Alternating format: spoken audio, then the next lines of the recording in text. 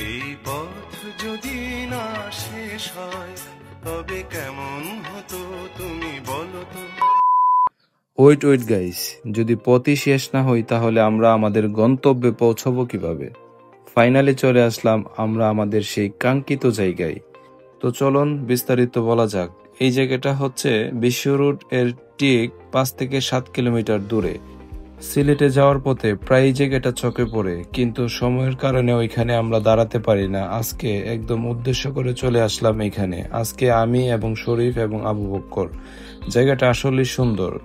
তথ্যসূত্রে জানা গেল আজ থেকে 2 থেকে 3 বছর আগে এটার কাজে ধরে। এখনো কাজ চলমান, কিন্তু শেষ হচ্ছে না। এটা বিগ একটা প্রজেক্ট। আশা করছি এই কাজটা কমপ্লিট হলে অনেক ভালো লাগবে।